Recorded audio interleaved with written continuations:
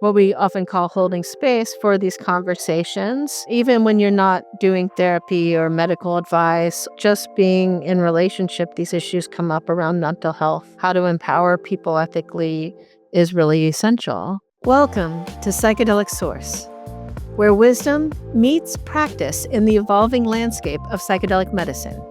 I'm your host, Dr. Sandra Dreisbach, and I'm here to help you navigate the complex intersection of ethics, business, and personal growth in the psychedelic space. Whether you're a practitioner, therapist, entrepreneur, or simply curious about this transformative field, you've found your source for authentic dialogue, practical resources, and community connection. In each episode, we'll dive deep into the stories, strategies, and ethical considerations that matter most to our growing ecosystem. Let's tap in to our inner source of wisdom and explore what it means to build a sustainable and ethical psychedelic future together. The information shared on this podcast, our website, and other platforms may be triggering for some viewers and readers and is for informational, educational, and entertainment purposes only. It is not a substitute for professional medical, legal, or therapeutic advice. While we explore topics related to altered states of consciousness, we do not endorse or encourage illegal activities or substance use. Always research your local laws and consult qualified professionals for guidance. The content provided is, as is, and we are not liable for any actions taken based on the information shared. Stay supported and informed, act responsibly, and enjoy the podcast. In this episode of Psychedelic Source, I have the opportunity to talk to Dr. Sam Douglas.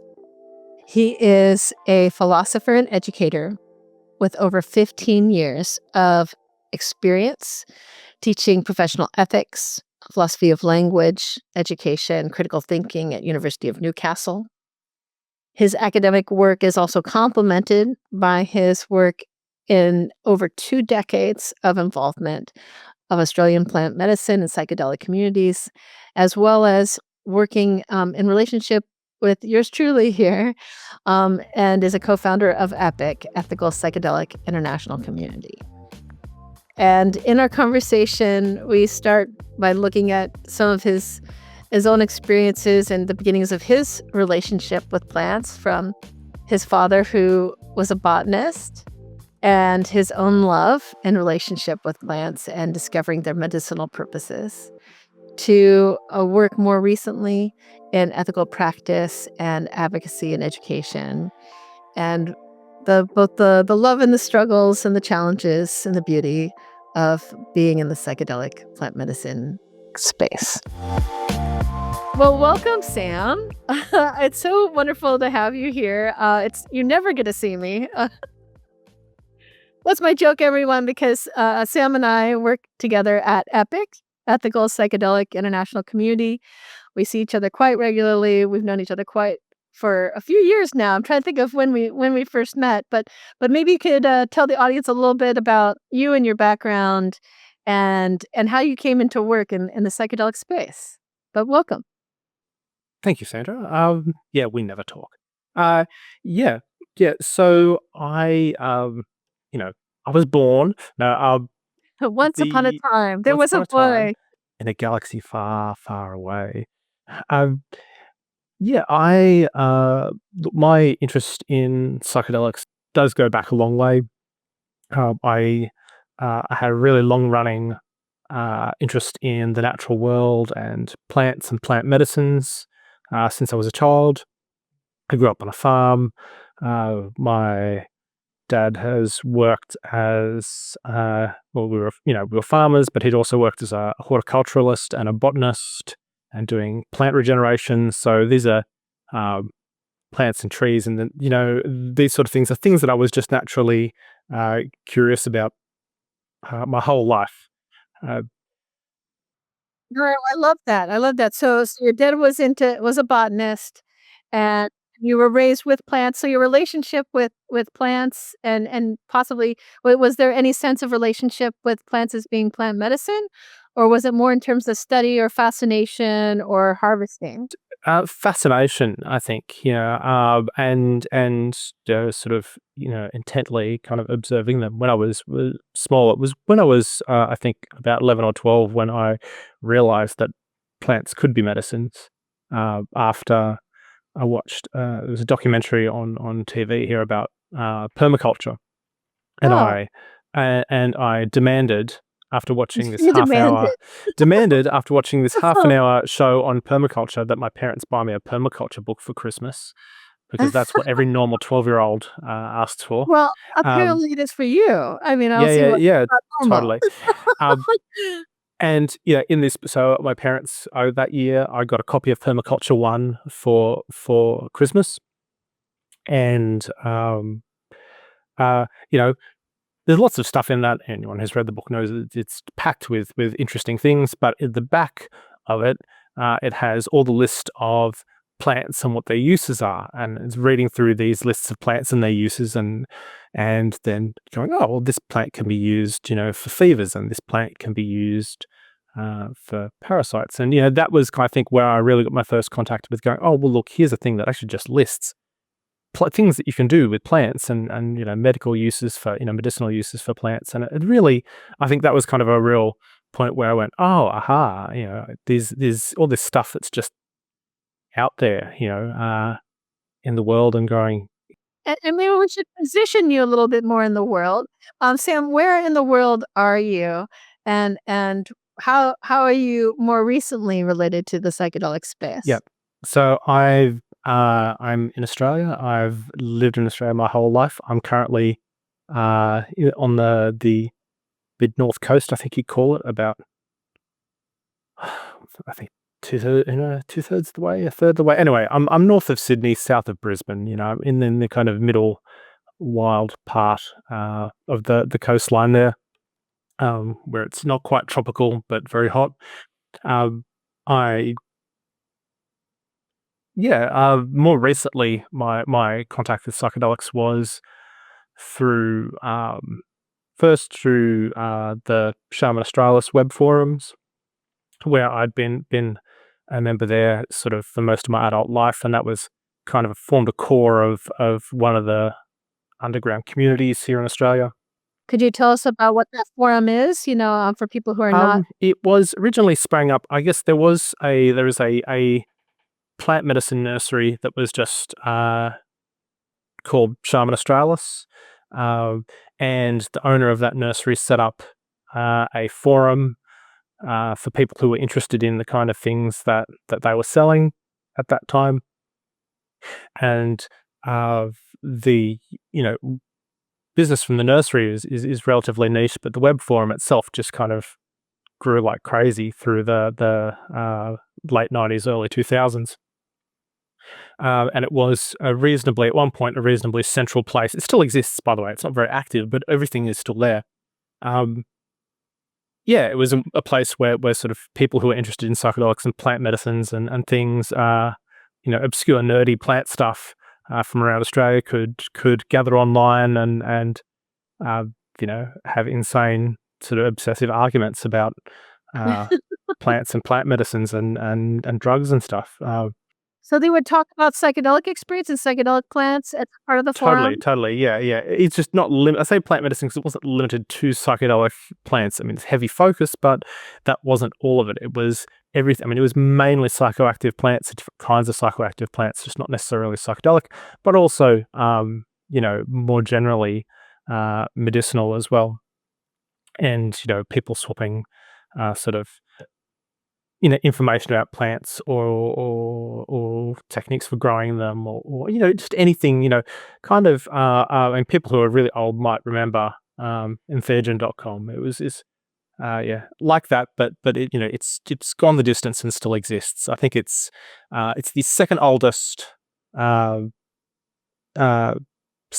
plant forum still kind of in existence. It kind of reminds me of Arrowwood, even though it's not technically a psychoactive plant forum. It's more of a substance and journey and information resource for people on trip reports. But it makes me think about in terms of like the age, and like you make me think a lot about how the evolution of psychedelics and plant medicine and conversations about them and experiences about them.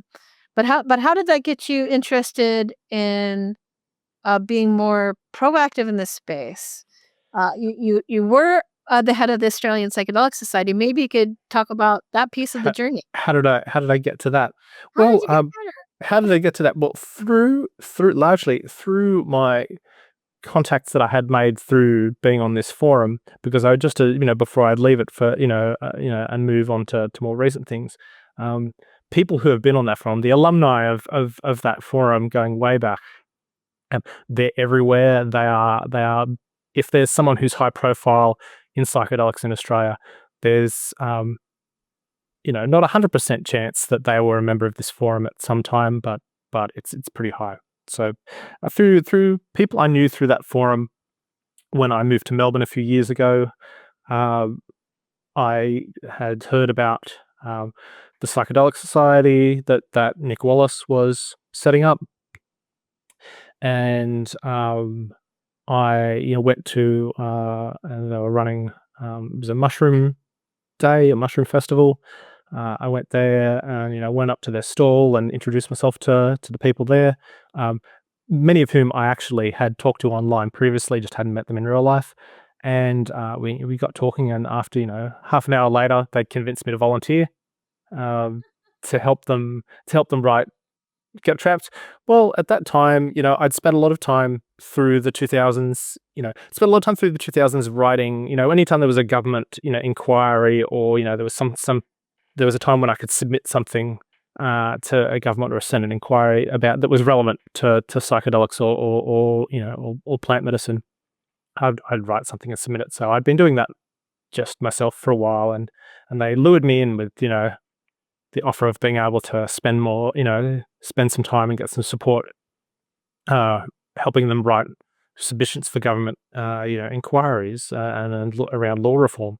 So that's how I got into it. So, I did that. A year later, I was on the national committee for the Psychedelic Society. The year after that, I was vice president, and then the year after that, I was, so for 2021 to 2023, I was president of the Psychedelic Society. Maybe because no one else wanted to do it. But Oh, I know you're being too humble, my dear friend. Because clearly you don't get put into that position without having good expertise, knowledge, and and in my case, I would argue that you have a good ethics. yeah. So that was that kind of progression through that. At the same time that this was happening, this is kind of a weird progression because it sort of progressed through, as COVID unfolded in Melbourne, which was a pretty wild time. So, the vast bulk of my presidency and vice presidency and presidency was conducted from my computer at home, because we were still trying to do things and keep everything running Right. under some sort of reasonably restrictive lockdown conditions, which were challenging for everyone. So that was an interesting time. And that at the same time as that was happening, I'd started doing some work, writing some information and sort of education pieces for websites like Third Wave, because outside of psychedelics, in my professional life. Yeah, tell us about your personal life. You may not think from what you've already been sharing that you actually have a PhD in philosophy focused on epistemology. Well, it was more philosophy of language, but look, we're going to split hairs about what Anyway, it's a PhD in philosophy. That's what philosophers do. We both have degrees in splitting Yeah, hairs and asking questions. it's a PhD in philosophy. It's not as directly on focused on ethics as say yours was, but really from about 2005 to a couple of years ago, I worked teaching philosophy and ethics predominantly for the University of Newcastle, both on campus and remotely. And while this wasn't, permanent or secure work, it was steady and kept a roof over our heads. So during the pandemic, all the international students got sent home, which meant we lost about 30% of our students at Newcastle, which meant that all the staff who weren't securely employed, and honestly some who were, found themselves out of work.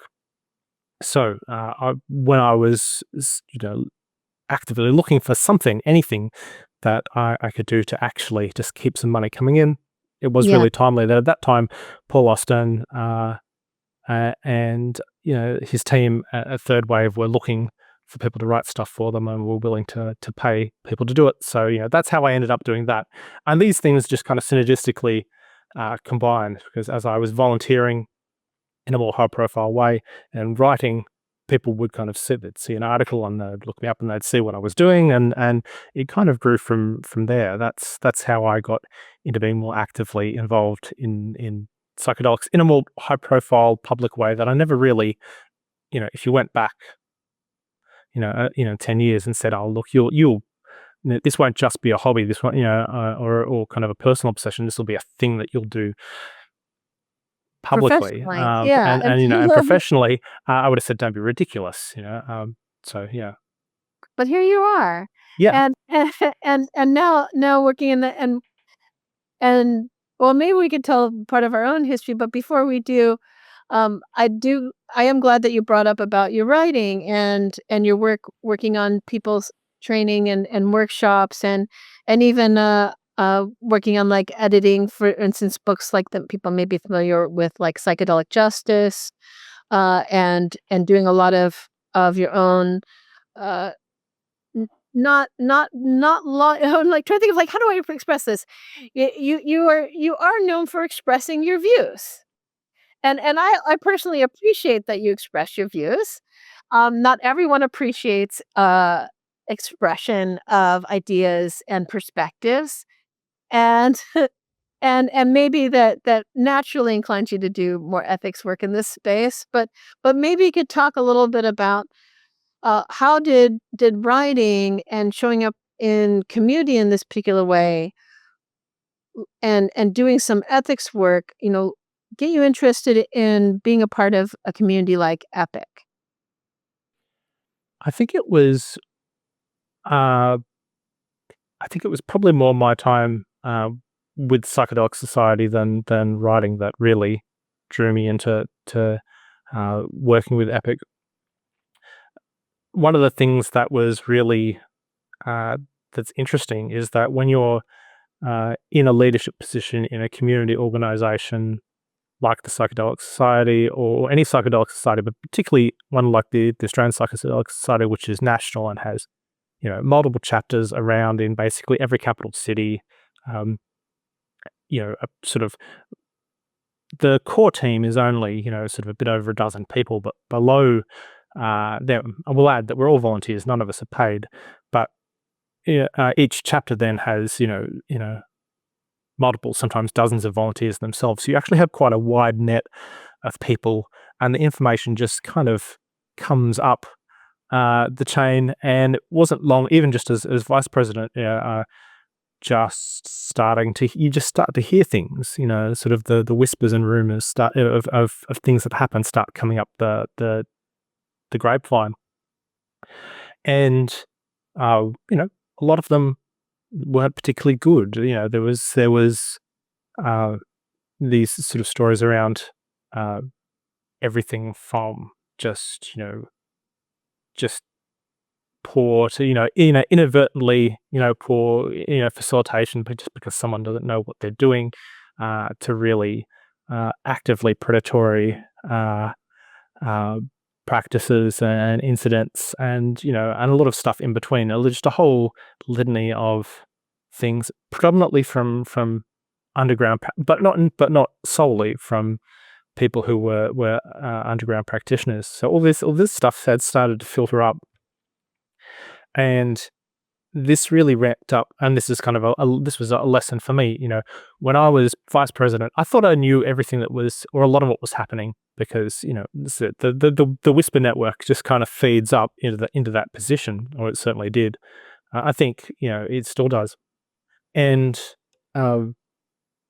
so this is happening, and so some of us, we were starting to think about these things, what we'll and how we could do something about them. And at sort of the similar time that I had then taken over as president from Meredith Hartley, was that Antonika Hoberg, who Yes. who's also one of the founding members of EPIC, she'd taken over as vice president.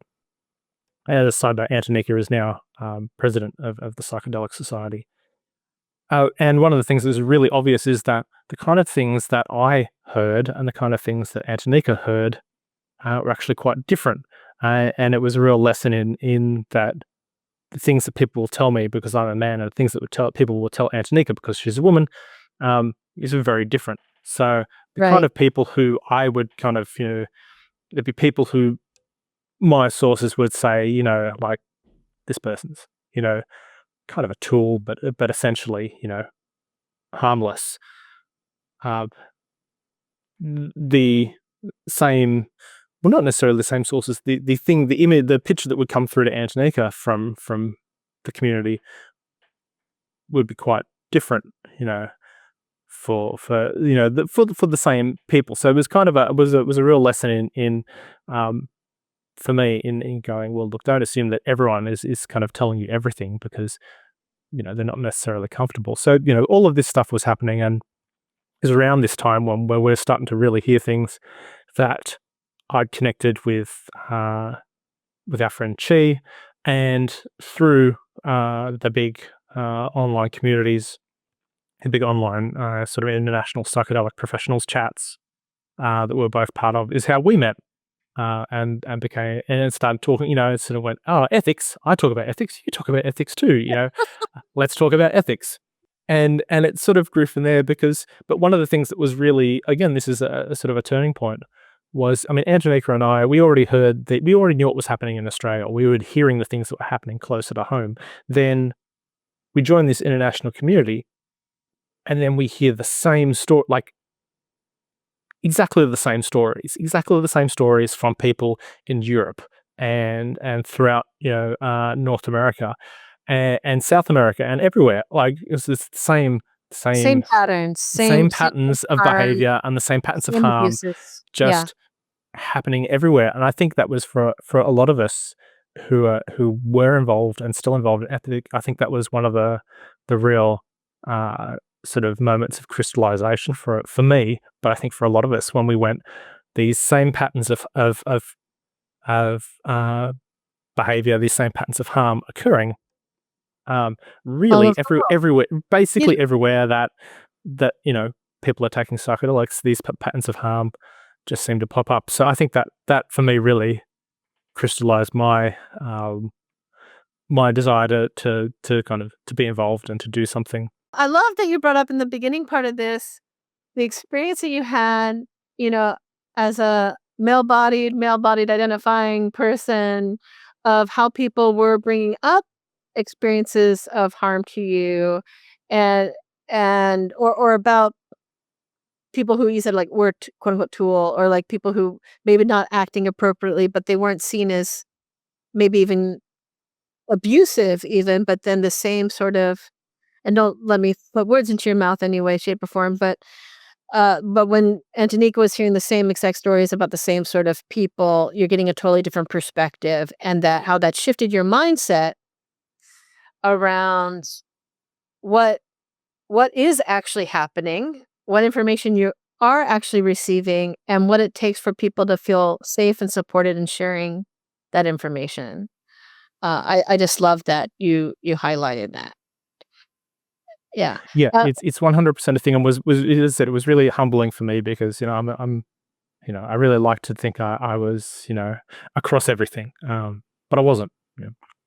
Well, there's some things about our identities. We can talk about different things about identities. Like we're both white presenting and Caucasian, right? And there will be people who won't feel comfortable coming to us because of that identity or that culture, right?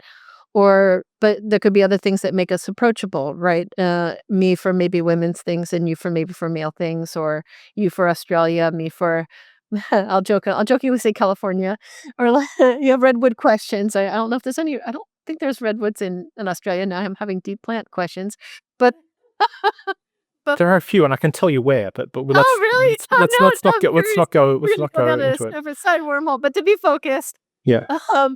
But what I love about you bringing this up and sharing this in terms of your experience is what would you tell other men who either work in plant medicine or psychedelics or who's just like an average person who may get approached by someone and is seen as like maybe a safer person?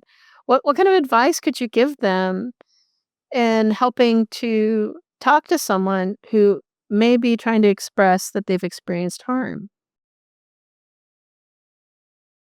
I think it's just to really, I think, I mean, part of it's the basics of, the basics of counseling. You know, be attentive, be empathetic, don't be judgmental. But also, be open-minded. There's no, like, this is if someone is starting to tell you something like this, and it might be subtle because they're still, as you're talking, they're trying to work out if you're a safe person to talk to. Um, this is not the time to interject and say, "Oh, well, such and such, I'd never heard anything bad about them, or so and so's, seems okay." Because you need to realize that maybe you don't know everything about that. I think, yeah. Look, it's a thing where you just have to be, and don't make any promises. Don't promise to do anything, because sometimes people they not necessarily want you to do something. They don't want you to fix things. I get to go out on a limb and say that like these people, and especially if it's well, other men, but especially if it's women, they don't want you to go out and save them or any idiotic stuff like that. Sometimes people just want you to listen and nod and say, yes, wow, that's really awful. I'm so sorry that happened to you. Yeah. That's it. There's a lot of stuff around this, but it's just, and that's harder to do. I say it's not rocket science. I want to say it's not rocket science, but sometimes that's harder to do than you think, because if it triggers that feeling of injustice, Right, in exactly. you, you can be like, "Whoa, I need to do something," or worst part is if you're someone who is both empathetic and has a strong sense of justice.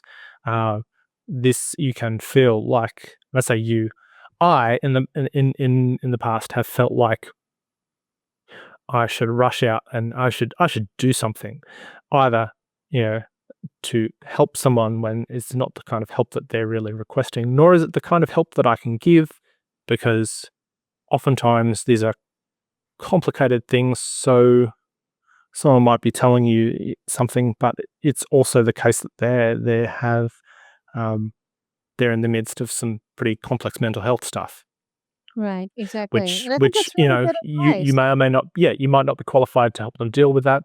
Yeah, scope of practice, really important, right? Neither of us are trained counselors, Yeah, right? but also if it's, even if you are, it's a boundary thing, because, and this is again lessons that from my time um, with the Psychedelic Society, is having people reach out, and sometimes it's about something like that. Sometimes it's just people reaching out, and I know this is kind of branching off a bit. Sometimes it's just people reaching out to say, I'm in the midst of some really heavy mental health stuff, Right. and you need to know whether you're, especially if you're in a kind of an official volunteering position, but even if you're not, and it's just a conversation with someone or someone you don't know, need to I think it's good to have a certain boundary in place where you go, this is something that this is something this is not something I can or should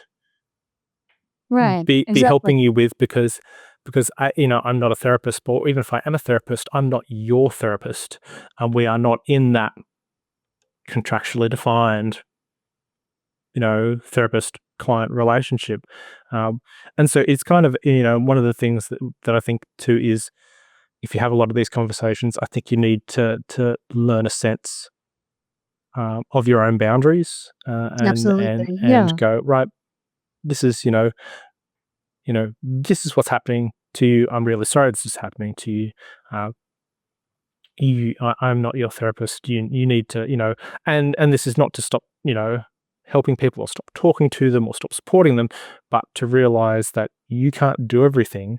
And if you find yourself talking to someone and thinking, I have had situations where luckily, really luckily, because of how tiny the community is here, I was able to, someone basically told me who their mental health care provider was, and that they were someone I knew, thank goodness, and I was able to ring, the practice and go, there's some, I shouldn't have gotten this far in this conversation. Yes, I know I shouldn't have got this far in this conversation, but there's some really heavy stuff going down with this person. So, I know you can't tell me anything, but, you need to know this.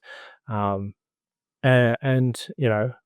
but if I didn't have that information, so it's a really complex area, and it's a complex area to navigate when you're in it and you're having a lot of feelings, and Right. particularly if you're like me, highly strung, and things are happening, and they can be happening quite fast, and they're bad, and you need to do something.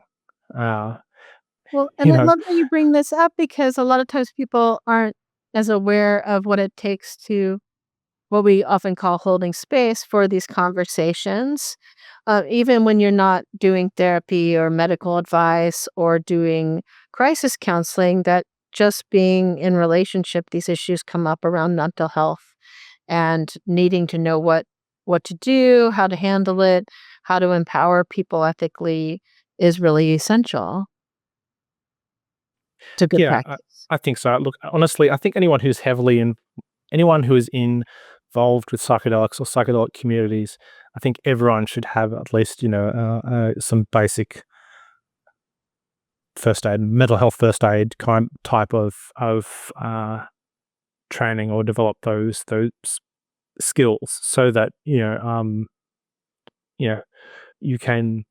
This is not to say you can't help people and so you can't support people, but knowing when you need to have a sense of your own limits. And this was a thing that I learned over a long time of talking to people. I used to have conversations with people, particularly online, that were just really out there, really, really out there conversations, and the arrogance that I thought sometimes that I could just, because I'm a philosopher and I'm rational, and I know about this stuff. We can just do a bit of logical thinking, and you'll be fine.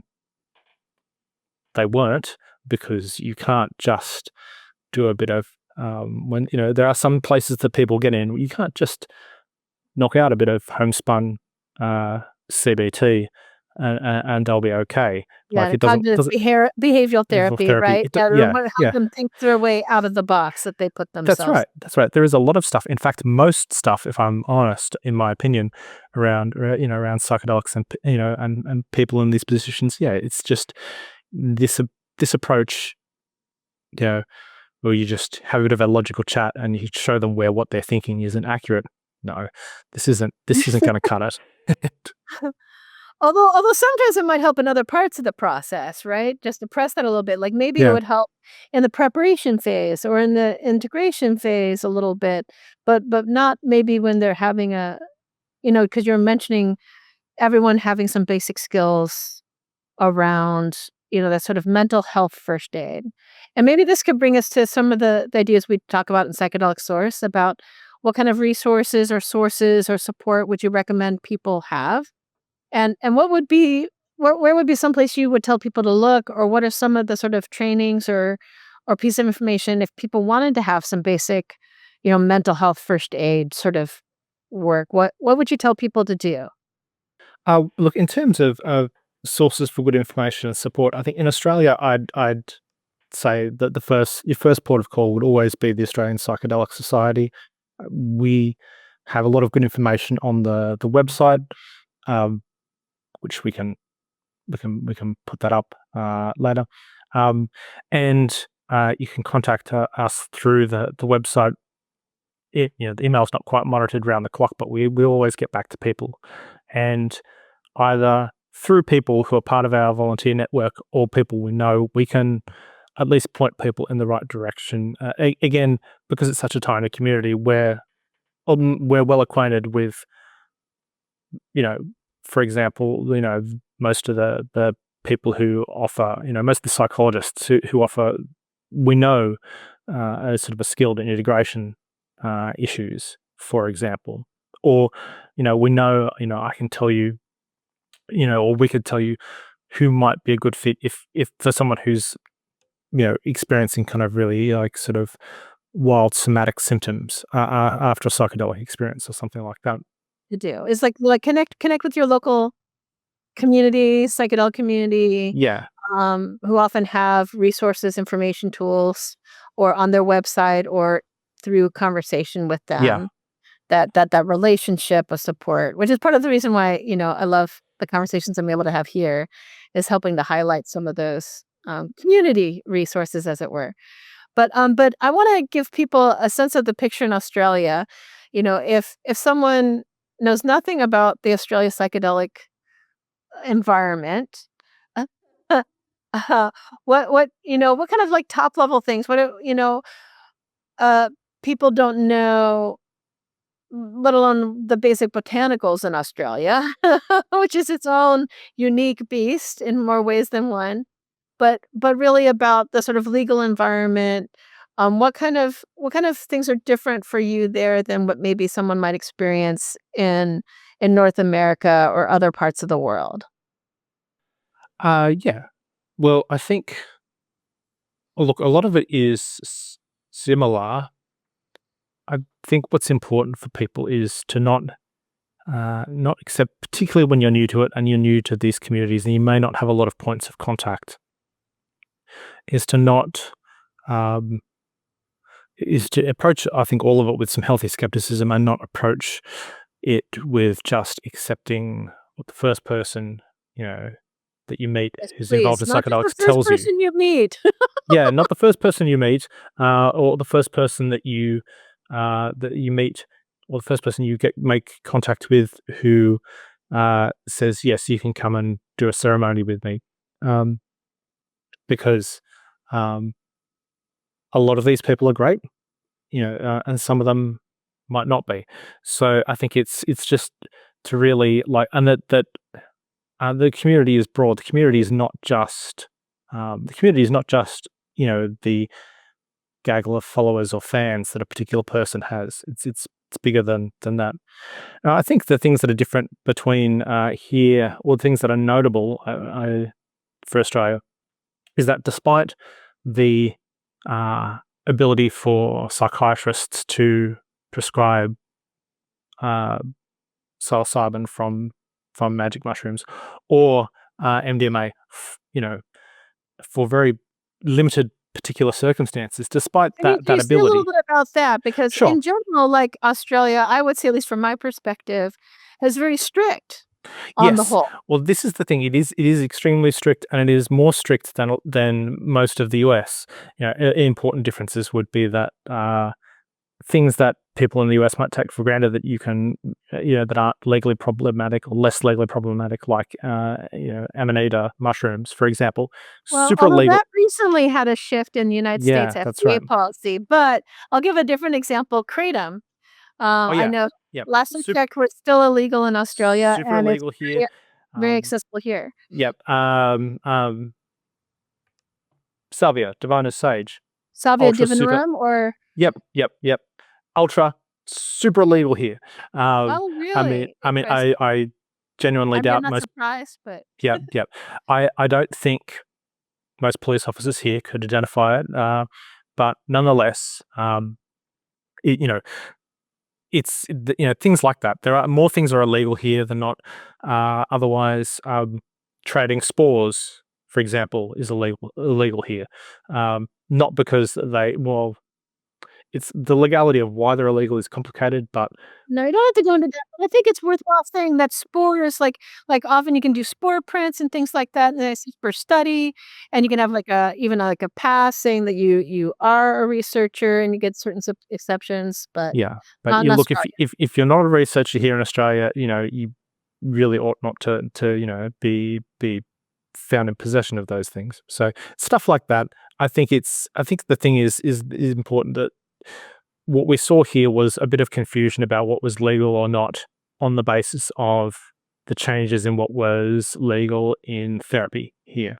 Yeah, so So why don't you explain briefly what did change? What is accessible? Because it sounds like, at least my perception now, and in full disclosure, I do advising for AMAP, which we'll probably hear about, but yeah.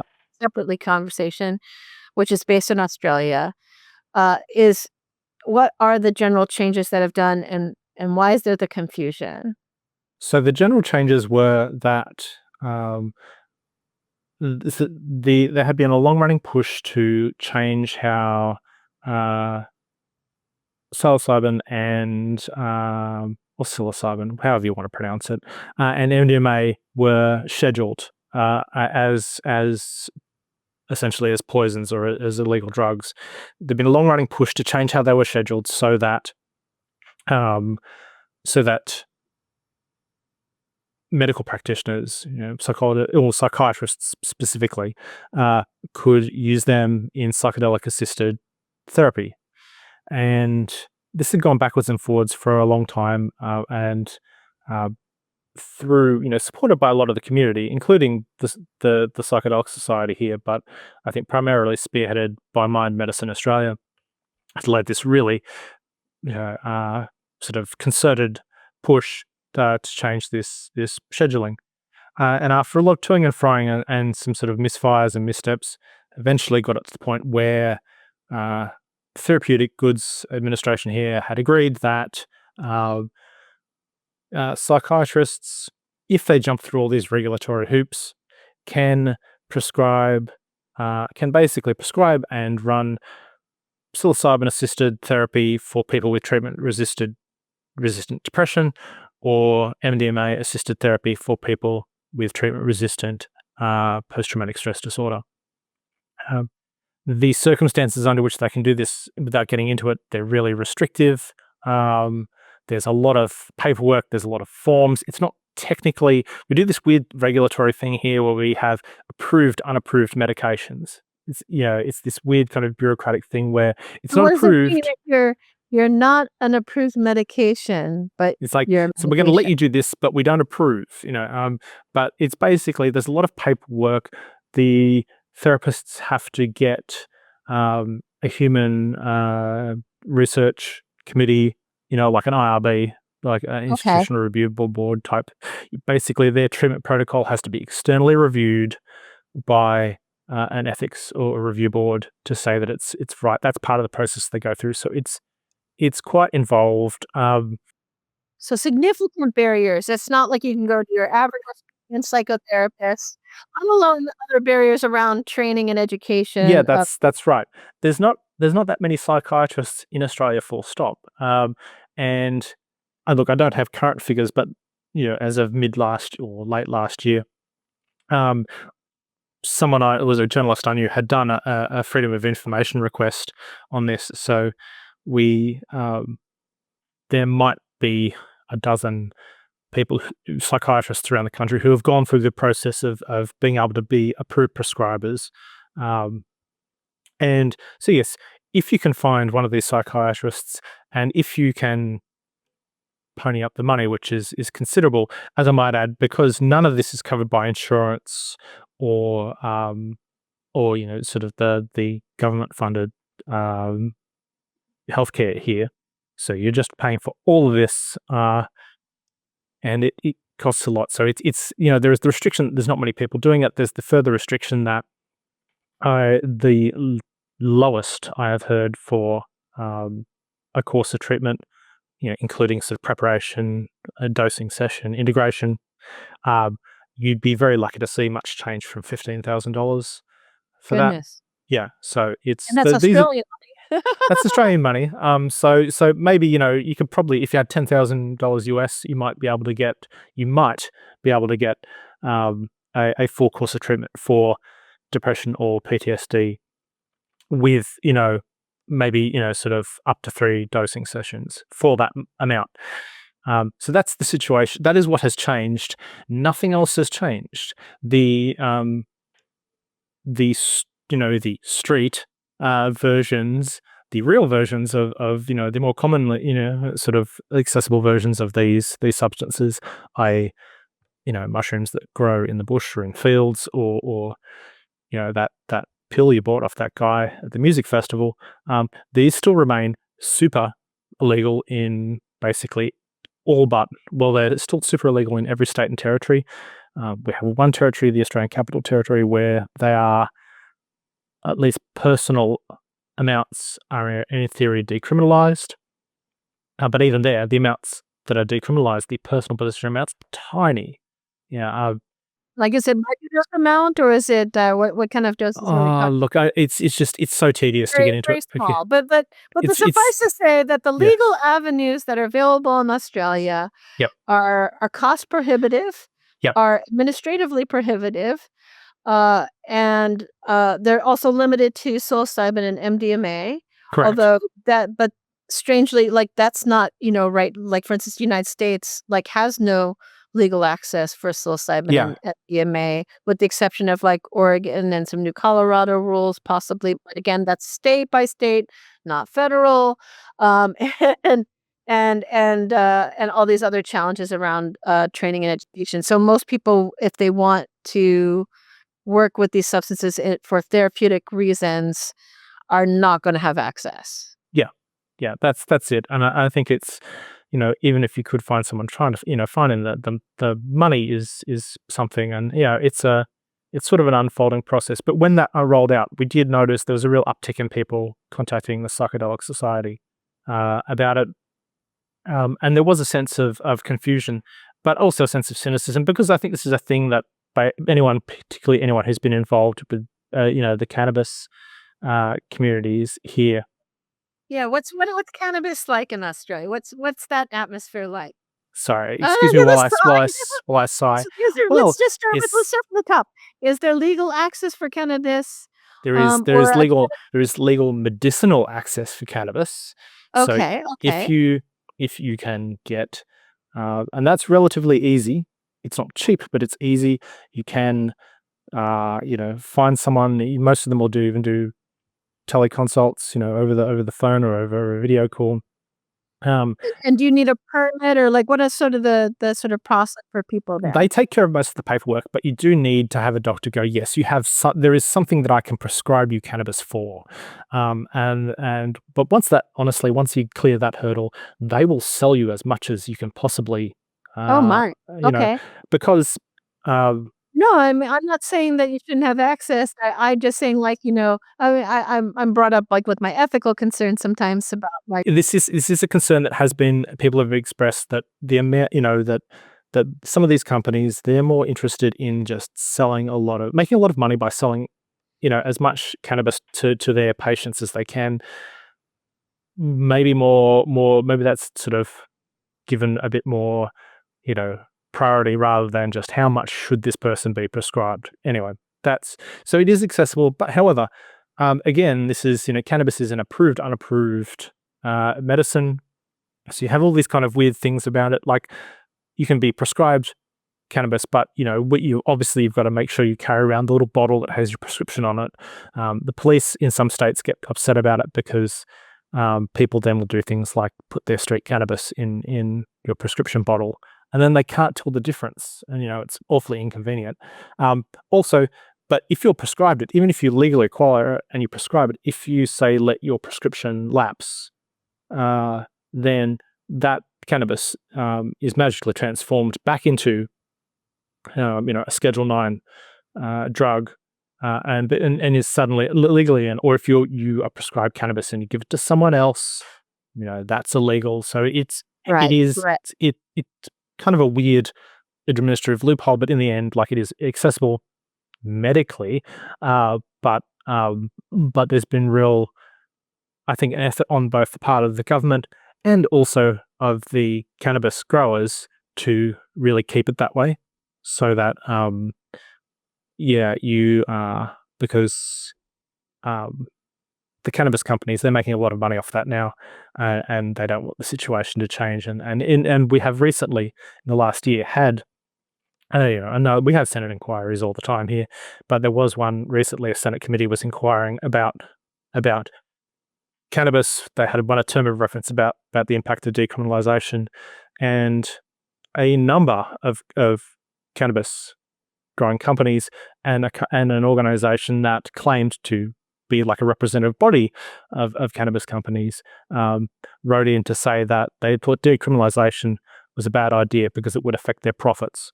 So, And it's interesting. I mean, that isn't like one of the number one arguments I hear, at least in the States, about against decriminalization. It's interesting to hear that in Australia and in relationship to cannabis. Now I'm curious, like, we originally met online on a Signal international professionals community. That's what at least is called. And we worked together doing administration and moderation. Uh, what would you say, like, are some of the lessons you've learned from managing communities and supporting communities in the psychedelic space? I mean, you obviously have had the experience with Australia, and you shared a little bit with the Psychedelic Society there, and I know that relationship with the Signal professionals community is what we created and co-founded Epic from, the Ethical Psychedelic International community. What would you say? What advice would you give someone who's trying to run an online community? well, look, where to start? I think it's good luck. Well,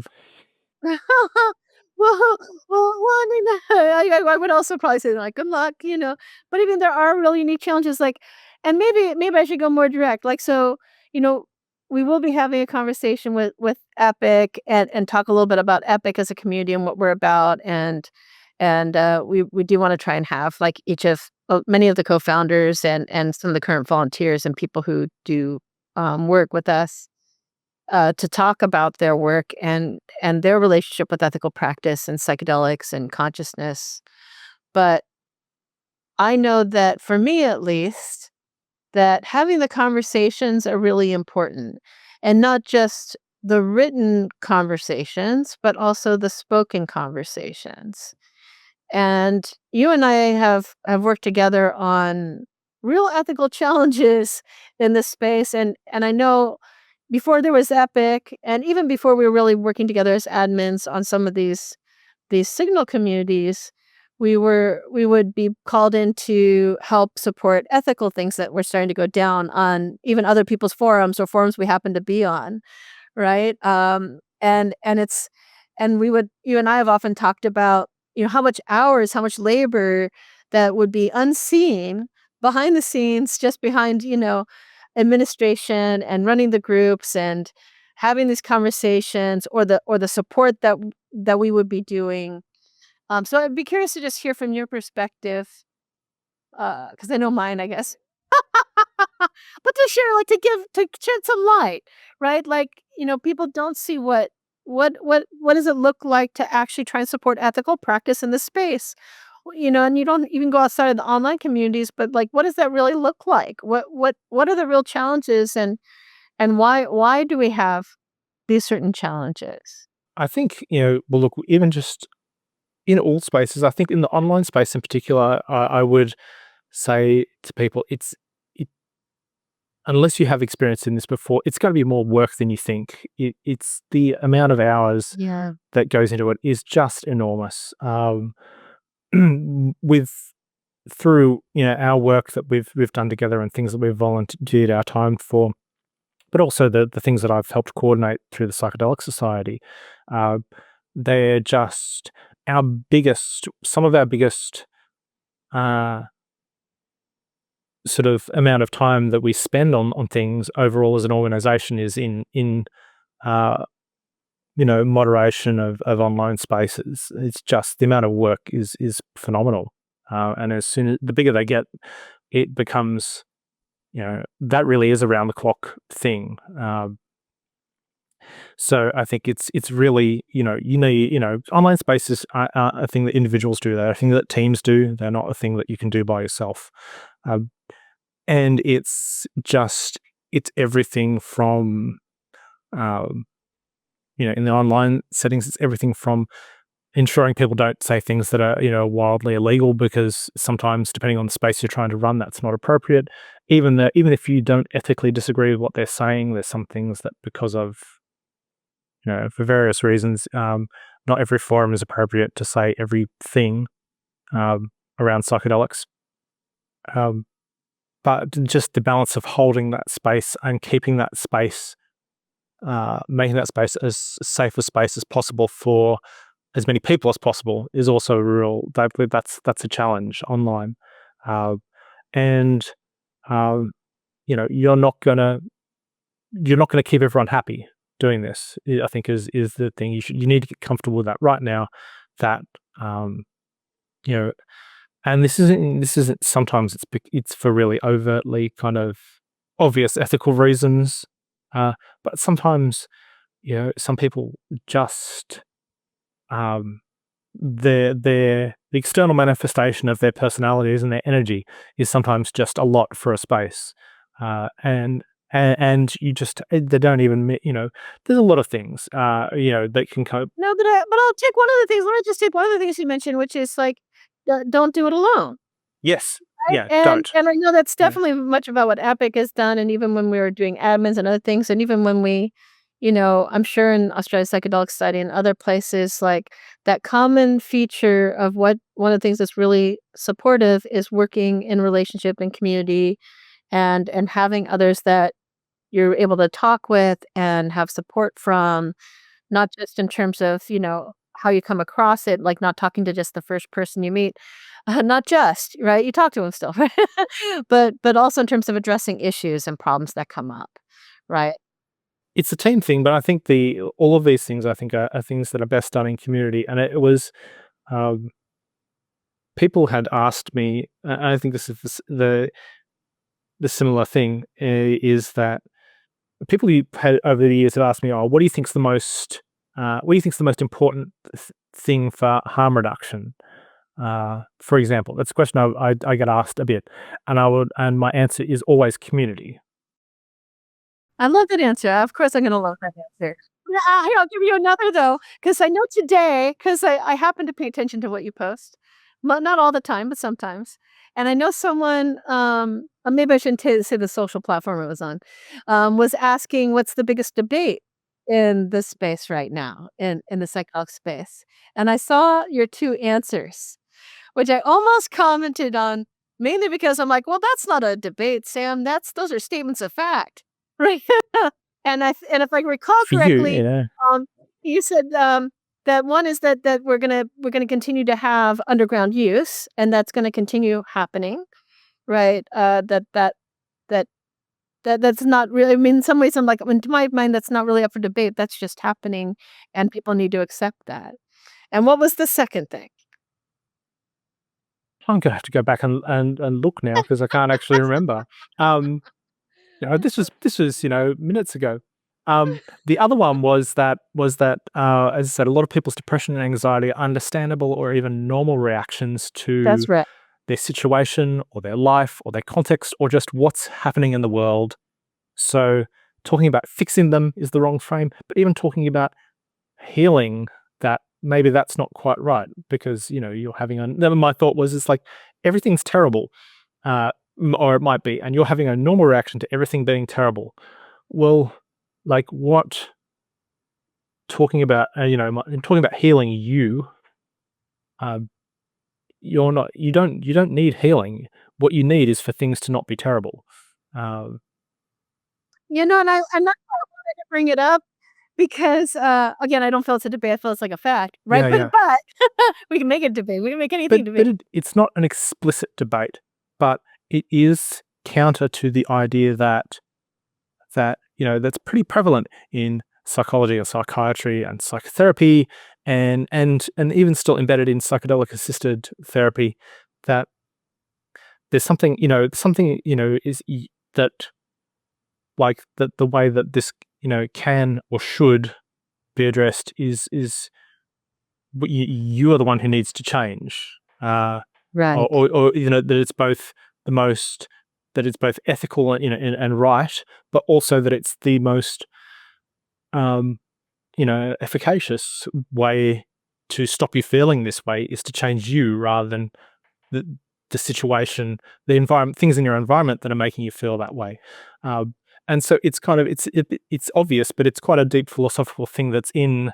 No, I totally agree with you, 'cause really what it is like, are you trying to treat a mental health condition, or are you trying to treat the human condition? Yeah, and I think this is a thing. I have this discussion a lot with my partner because she's a psychology graduate, and even though she decided to not practice the dark art, but that you, Tongue in cheek, right? tongue Yeah. in cheek, yes, for any psychologists out there, well, you can email me if you want. I don't care.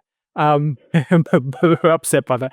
But the idea that there's lots of critiques of if you look, they're not talked about, but the critiques of psychology and psychiatry and is the problem, are you what does it mean to say that someone's high functioning? What does it mean to say that someone's um that you're healed or cured, or do you feel better, or is it just that you went back to work so that you can be economically productive? Like, these are not all the same things, and this is trying to get to the core of that, because a lot of this stuff that's underlying in psychology and psychiatry, we've just wholesale hoovered that up into psychedelic assisted therapy, and this shouldn't be a huge surprise because it's being done by psychologists and psychiatrists, just with the psychedelics on top. But it's that you know that thing where we think, well, look, you're having a normal. There's nothing wrong with your reaction. You might, and it's not to say that you're not going to help people feel differently when they're not feeling good, uh, but it's the frame that you put around that. Maybe what you need to feel better is to let go of trying to save the world and just work on making the world better where you are, or to at least be working towards that. I didn't stop my idea. That's Natalie Osborne, who's a human geographer of all things, wrote a great paper about that a few years back. But so it's changing the. Well, we can also push this a bit, like, Yeah, no, let me yeah. challenge it, since, we are Go for good it. friends, and we can jib a little bit. It is, well, one could argue that, like, yes, definitely sometimes people are engaging in psychedelic experiences to bypass things that are actually a part of the human experience that are normal, like, stress, life stress, a death in the family, like things that would be, a normal part of experience that are important for our lived experience as being human and having life. But another argument you can make is like, well, can't we make our human experience better in relationship with psychedelics and plant medicine? Should we be having a different orientation to our own human experience Yeah. and think differently? Not that we should be bypassing certain feelings or certain experiences, but and maybe this just opens up the general question of, like, what does it mean to be in right relationship to plant medicine, psychedelics? We started this story talking Mm. about you and the book and learning about plants and the beginning of your journey. And we're now at the part where we're talking about, where you are now in relationship. And what is the right relationship now? So if you could leave our people with, sort of a takeaway message on what, at least for you, what is it be to be in right relationship, or how do you make decisions around psychedelic, or plant medicines for you? What would you tell people? Look, I don't know that I have a short answer. I think there's you can still acknowledge things that are going on with your life without running from them, and but you can change the context of things. You can change, or you can realize things. As one of, again, not my idea, a friend who is really, really, I think, smart and a lot more wise than I am. We are having a discussion, a three-way discussion between me and him and another one of my Psychedelic Society colleagues a while back, and um, around bypassing and sort of similar topics. And my friend said, well, it's not bypassing if I realize that my pain isn't the center of who I am. Yeah. And I think there's a lot of subtlety in what you can realize about yourself without necessarily running from something, or Right. trying to bypass something. But there's also a lot of what counts as. So for you, what would count for bypassing? Like if I was doing something, like what could I be doing that you say, oh, Sandra, you're bypassing? Here's the thing: is that really the trouble with bypassing is that it can be just about anything. I think the thing that People talk about spiritual bypassing. oh yeah, but it can It's a very be, common one. it's looking to be really obvious things like, and an example that I've used in the past is part of it is your intention with things, even if the outcomes are the same. Like if you microdose because it helps you be more creative, or works for you in whatever way. If it works for you, great, and you can do it, in a way that's sort of safe and sustainable. Fantastic. We're legal. But if you are microdosing because you're in a terrible work situation and you're under pressure and you're doing it so you can be more productive, so you can hit deadlines that would be impossible for you to hit if you didn't microdose, well, that's kind of bypassing, Yeah. but on the same token, it could be something like that, but it can be something, and again, a great example from John Wellwood, who originally coined the term, is that really aggressive, say, and this came out of his observations of the Buddhist community in California in the 70s and 80s. So really aggressive, proactive adherence to non-attachment. That is also a form of bypassing, because you're pulling back from the human experience and running from it.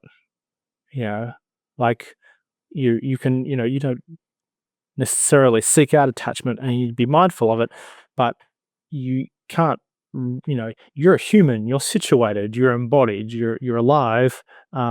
You can't, running from attachment, because it's always going to happen at least a bit. That too is a form of bypassing. So I think it's like, hard to say that there's a generalized thing, but it's when it starts to affect, like a lot of things, you don't notice it until it starts to affect your life and your work and all your relationships with the people around you. And then it's hard because in the past, and I've not always realized why I've been doing things. I think to this day, I still Right. don't always No, realize that's why why people talk about shadow work, right? Because you can't see it, right? It's in the shadows. It's outside of your area of and it's focus. never obvious until after it's happened, That Yeah. 20/20 vision people talk Yeah. about. But I love this for a couple different, reasons, because like it gives you this sense of bypassing as not being a sort of one size fits all. Like this act is 100% bypassing, but the same act may or may not be, depending upon the circumstances and the situation. And even if you want to acknowledge that there are times when people are doing that, it may be challenging for them to see it.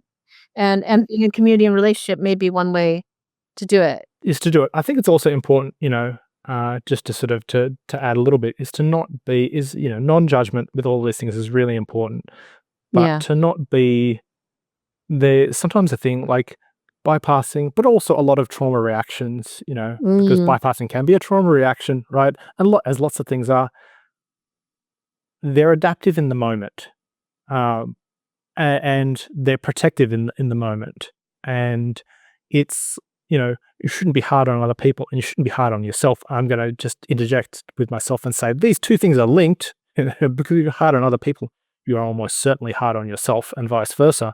Like sometimes you're going to bypass. Don't beat yourself up about it. Sometimes you're going to have, um, a trauma reaction, which is not in the long term the most, the best thing for you or for what you want to get out of your life. But you're having normal human reactions to sort of to pain or suffering or existential difficulty or whatever. And it's, the process of, beating yourself up about it does not make any of this any easier. I love that because it really has a compassionate approach, not just to others, but to yourself. Yeah. Well, thank you so much, Sam. I know we can always talk forever, and I always appreciate you, and I'm so grateful that you took the time to talk on the show, and I'm always grateful to have conversation with you, and I just at least want to add my own humble gratitude to you as my friend, that I wouldn't be able to do the work that I'm doing now if it wasn't for your friendship, without having you in community relationship, without your support and keeping me accountable too. So thank you for being my friend. Thank you. There's so much I could tell you about Dr. Sam Douglas. Sam, I've known him for several years now. We've been through many trials and tribulations in the psychedelic and plant medicine community, from oceans away, him in Australia, me in the United States and California. And what we've learned from each other, what I've grown in relationship through his support and relationship, what Epic has been able to become, even right now in this moment, is very much a function of all the relationships and friendships and the work that is often behind the scenes that's not visible. And I hope that by making some of these conversations more visible, more of these relationships and connections and supports more seen, that you can see not just the beauty of that part of the work, but also have greater understanding that sometimes what sourcing means is to be sourced in ways that are not as visible. That these connections, these relationships, whether we go through challenging experiences, whether we are there for each other, or have things that we need to really lean into each other in relationship, that all of it, seen or unseen, is the resource of community and relationship that makes for a better ethical practice. I'm not saying we're perfect. We're definitely not. But through even our imperfections, through the seen and the unseen, we work together in our imperfection in community. And I hope you feel that you can build a community with us. Thank you for joining me on Psychedelic Source. If you found value in today's episode, please subscribe wherever you get your podcast and share with others in our community. And if you're a psychedelic practitioner, therapist, or coach looking to identify blind spots in your practice or determine next steps for moving it forward, take the first step by visiting psychedelicsourcepodcast.com. Until next time, remember, start low, go slow, and stay connected to your source.